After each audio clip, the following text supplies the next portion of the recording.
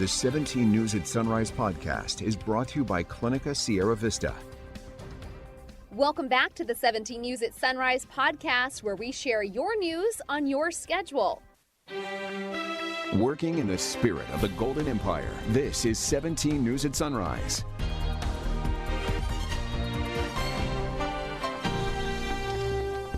And good morning here at 5 a.m. Thanks for waking up with us. I'm Maddie Jansen. Chris Burton in this morning again for Alex. We begin this morning with new developments on the arrests of the adoptive parents of Orrin and Orson West. The Kern County District Attorney revealed new details in the murder indictment handed down Tuesday, along with the news we all feared would be coming. 17's Christian Galeno has more.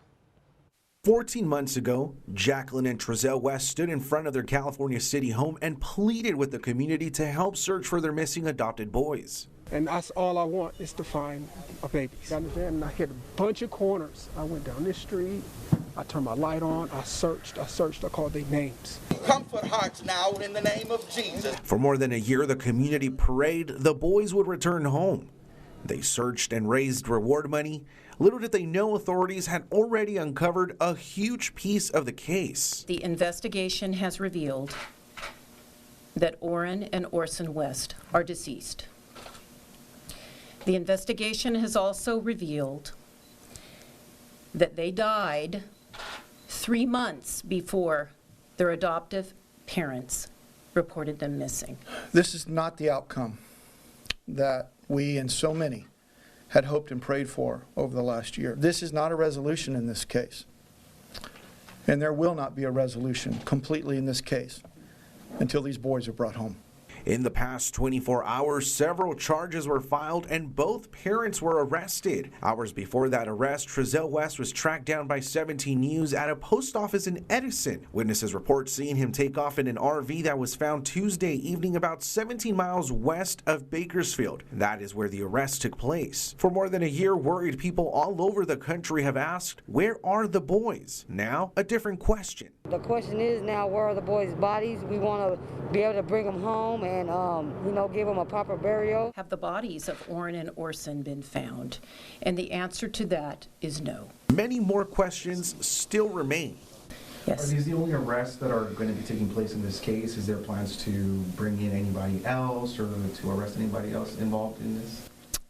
If I had those plans, I probably wouldn't tell you, but I can't tell you anyway. It's a good question. I don't mean to be trite, but I'm not going to comment on that. It's painful for the family. These are kids that didn't even have a chance in this world.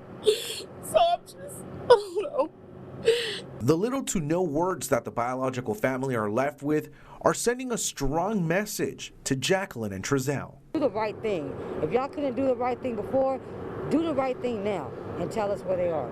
For 17 News, I'm Christian Galeno. And a candlelight vigil was held last night in downtown Bakersfield in remembrance of Orrin and Orson West.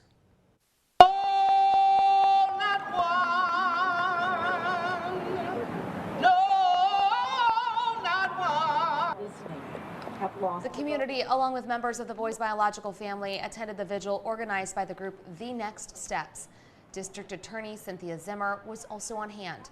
Those in attendance say while they're angry and heartbroken over the latest developments, they're hopeful justice will be served for Orrin and Orson.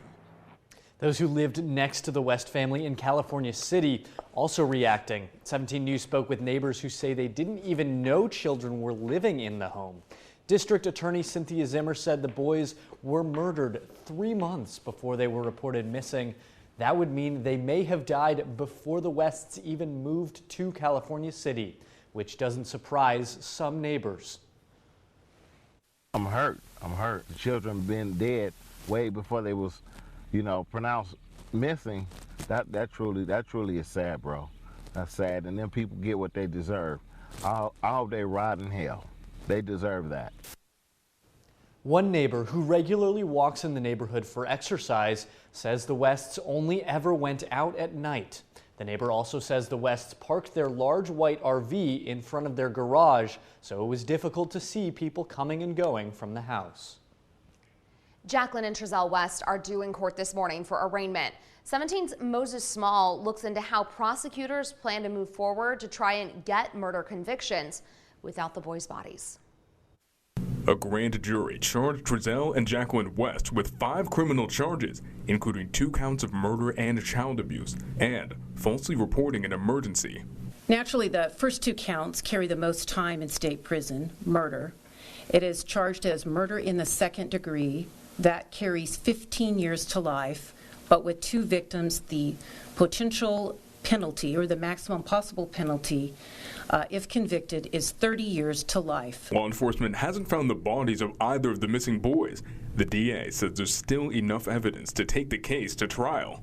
And we did that through a combination of direct and circumstantial evidence, and the grand jury was convinced the fact that law enforcement have not found their bodies does not preclude a murder prosecution.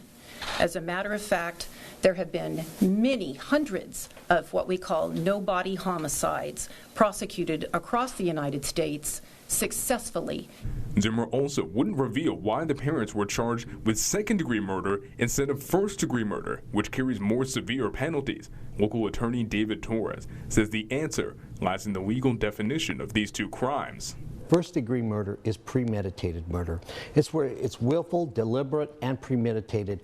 Second degree is a little bit different because although it may not be premeditated, it can still be willful. If there was a situation where, because of the action of the defendants, these children suffered, then more likely than not, that could be second degree as well.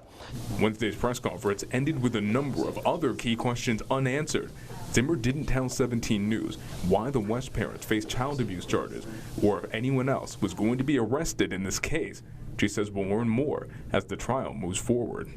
Because the facts of the case are to be what we produce in the jury trial. Because we want both the prosecution and the defense to have a fair trial in this case. There will be justice for Orrin and Orson. Moses Small, 17 News.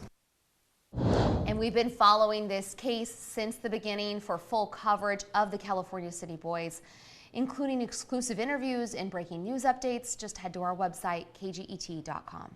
In your 17 Crime Watch, Bakersfield police are investigating the deaths of 2 people whose bodies were found inside a home in central Bakersfield. At around 2 o'clock yesterday afternoon, officers were called to the home on H Street at 5th Street for a report of suspicious circumstances. Once inside, they found the bodies. BPD says the deaths are considered, quote, suspicious, but didn't say how the people died. Anyone with information on this case is asked to call Bakersfield Police at 327-7111. A man was arrested on suspicion of stealing a Bakersfield City traffic control vehicle and leading police on a pursuit. It happened early Tuesday morning. BPD says they responded to the call of an auto theft on South Union Avenue. The city-owned vehicle was unoccupied before being stolen. Police say they tracked down the thief, 28-year-old Luis Ramirez Hernandez of Bakersfield, just before 6 a.m. on westbound Highway 58. Police say Ramirez Hernandez led them on a chase for about 15 minutes before coming to a stop near Jastrow Park, where he was arrested.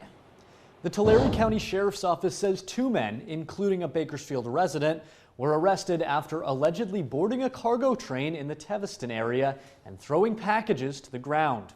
TCSO and Tulare police worked together, calling in to Union Pacific Police. They contacted the men on the train, which was eventually stopped. 43-year-old Travis Harris of Long Beach and 30-year-old Pedro Gonzalez of Bakersfield were arrested for the thefts. A 13-year-old student at the Tulare County's Alternative Achievement Program in Visalia, who assaulted school staff and made threats to shoot up the school, has been arrested. The student has not been identified due to being a minor, and that person was booked into juvenile hall on assault and criminal threat charges. 17 News is your local election headquarters. Bakersfield City Council held another public hearing last night in the process of redrawing its 7 ward boundaries. We just want to say to all of you that you have a responsibility to make sure that the residents of the city of Bakersfield have fair representation.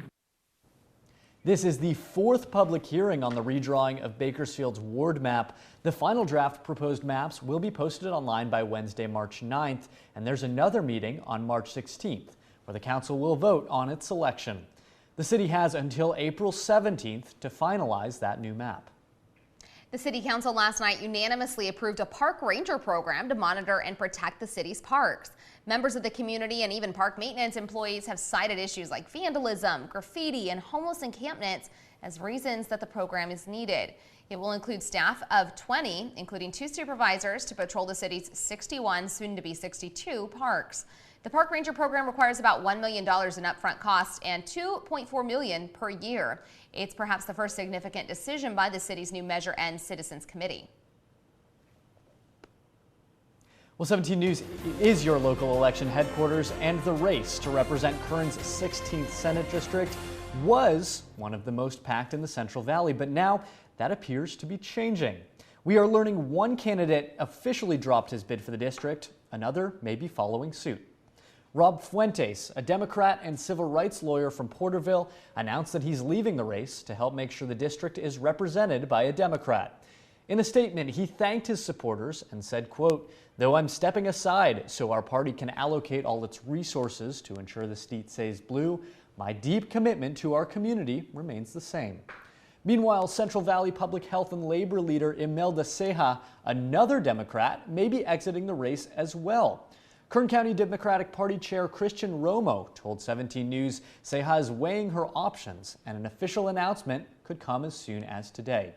These developments come just a week after Senator Melissa Hurtado announced that she was joining this race. Hurtado is considered the incumbent in the district, but she originally put in a bid for the 14th. And we should note this is still a very crowded race, along with Hurtado, Brian Osorio, Nicole Parra, and David Shepard all still running. 5:36 is your time now. Just a quick footnote here. Governor Gavin Newsom will host the State of the State next week. It is Tuesday, March 8th at 5 p.m. He's expected to discuss some of the major issues impacting California, including COVID-19, the economy, and various projects across the state. All right, welcome back. Hoffman Hospice says they have decided to postpone the Run to Remember, which was set for Saturday, April 2nd. They say they're going to delay it instead to the spring of 2023. Officials say they've contacted all participants, notifying them of the postponement, and they look forward to holding the run in 2023 to support our community in ways that they have supported them for the past 26 years. And the Kern County Sheriff's Office Honor Run hits us in just about a month. And joining me now to discuss that a little bit is Sergeant Dustin Contreras of the Kern County Sheriff's Office. Dustin, thank you so much for being with us. Thank you for having us. Good morning. Good morning. You know, I would love if you could just give the viewers at home a little bit of the sense of what this Honor Run is actually about. What is its goal? So the Honor Run was created to kind of build a college scholarship for some of our fallen deputies, the survivors that were left over, children. We didn't have a race like that for the Sheriff's Office. Some of us got together and decided, hey, we need to do this. This is something we need to do. We need to create a legacy for these survivors and children, and hopefully raise some money for them. Mm-hmm.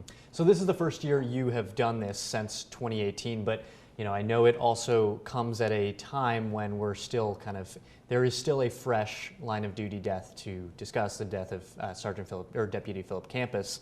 How will he be remembered at the run this year? So we're going to dedicate this run to him. There's other individuals too that we've lost in the Sheriff's Office. One of the actual first founders of the Honor Run, Vicki Erickson. We're going to dedicate part of the race to her. We had Commander Ian Chandler that we lost, Deputy Gabriel Gonzalez, but Philip Campus, because it's so fresh and the way that happened, line of duty, this is exactly what the race was created for. So we are going to dedicate this to him. We have ceremonies in Sacramento where he's being memorialized along with other officers throughout the state. But yes, this one, when we created it, we had some line of duty deaths in the years before, which is why we knew there were children out there. But this one is especially to our hearts and close because of the time. Mm-hmm. Absolutely, and we've seen the community engage so fully with honoring Deputy Campus's memory, I think, since that took place. How would you like to see the community engage with this run and his memory in particular? So we just want everyone to come out and show their support. His friends, co-workers, everyone will be there to show that support, but we want the community to come out. We get to see it, on TV, but when you see it firsthand, and the shirt that we make during the run, that's going to be very specific this year. So we want the community to come out and help celebrate his legacy. Absolutely. We're a little short on time, but real quick, I would love it if you could just give the viewers at home, how can they get involved? How can they sign up, get ready to run? Absolutely. Runners, you can go to active.com, look for the Kern Honor Run. Anyone else, you can go to our Facebook page, look for the Sheriff's Honor Run. Go to there, you can find the link to sign up. We're still accepting sponsors, so any sponsors that want to go on that shirt and be there forever, you're more than welcome. Get in contact with us and sign up for the run.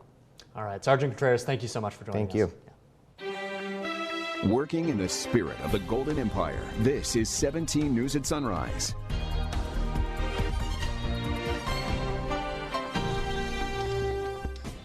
The 17 News at Sunrise podcast is a production of KGET and Nexstar Media Group. For more on all of the headlines in today's show, head to kget.com.